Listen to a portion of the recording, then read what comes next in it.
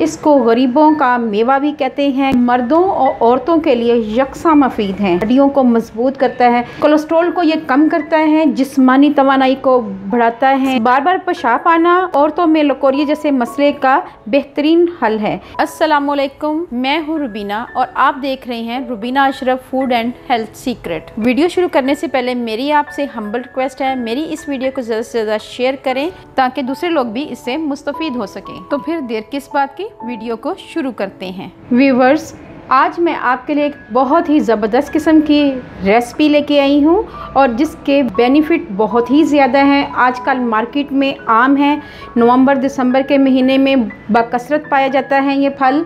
तो आपने ये लेने हैं सिंघाड़े। उबालना नहीं है बल्कि हमने इसको स्टीम में पकाना है। इसके बहुत ज़्यादा फ़ायदे हैं। अगर हम स्टीम में पकाते हैं तो ये खस्ता पकेंगे।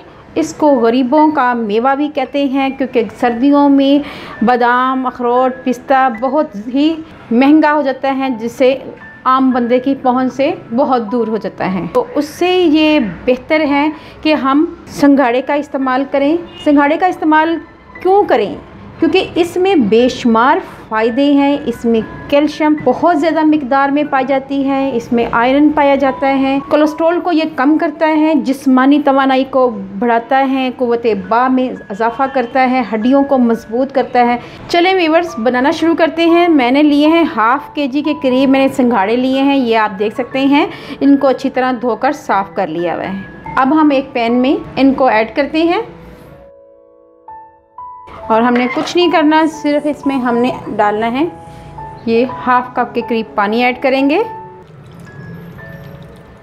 पहले इसको हम तेज़ आंच पे पकाएंगे और उसके बाद आंच बिल्कुल स्लो कर लेंगे। जी हाँ व्यूअर्स, ये देखें पकना शुरू हो चुके हैं। अब हम आंच को बिल्कुल स्लो कर लेंगे और इसको स्टीम में हम पकाएंगे।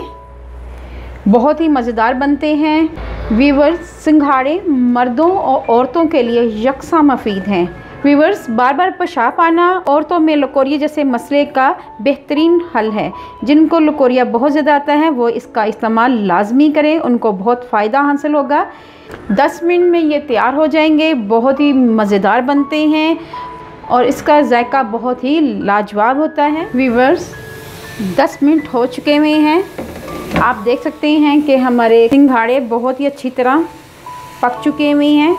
अब हम इसे एक बॉल में या एक टोकरी में निकाल लेते हैं और उसके बाद मैं आपको काट के दिखाती हूँ। फ्लेम हम ऑफ़ कर लेंगे। जी हाँ व्यूअर्स, आप देख सकते हैं कि सिंघाड़े हमारे तैयार हो चुके हैं। अब हम इसको एक प्लेट में निकाल लेते हैं। चलिए व्यूअर्स, मैं आपको अभी काट के दिखाती हूँ कि इनको कैसे काटा जाता है। गरम बहुत है। सबसे पहले हम ऊपर से काटेंगे, उसके बाद हम साइड से ऐसे काट लेंगे और उसके बाद ये देखें आराम से निकल आया। तो आपने ऐसे ही निकालना है सिंघाड़े को। ये आप देख सकते हैं।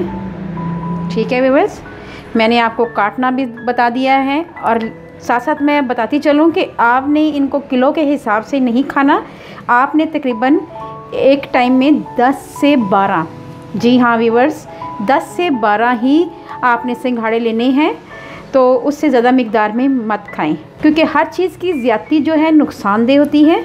ये आपने जहन में रखना है कि आप कहें कि मुझे भरपूर कैल्शियम मिले या इससे मुझे बहुत ज़्यादा फ़ायदा हो, तो कोशिश करें कि आप 10 से 12 खाएं। ठीक है व्यूअर्स, ये देखें अगेन मैंने एक काट लिया है और तो ये आप देख सकते हैं माशाल्लाह माशाल्लाह बहुत ही लाजवाब सिंघाड़े तैयार हुए हैं। ये मैं आपको काट के भी दिखाती हूँ। ये आप देख सकते हैं,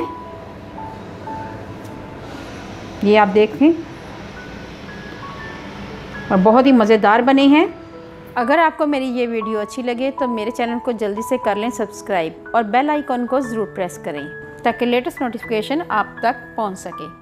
अल्लाह पाक आपको सेहत तंदुरुस्ती वाली ज़िंदगी दे, आप पे रहमतें और बरकतें नाज़िल करें। अपना और अपने प्यारों का ख्याल रखें, दुआओं में मुझे याद रखें। अल्लाह हाफ़िज़।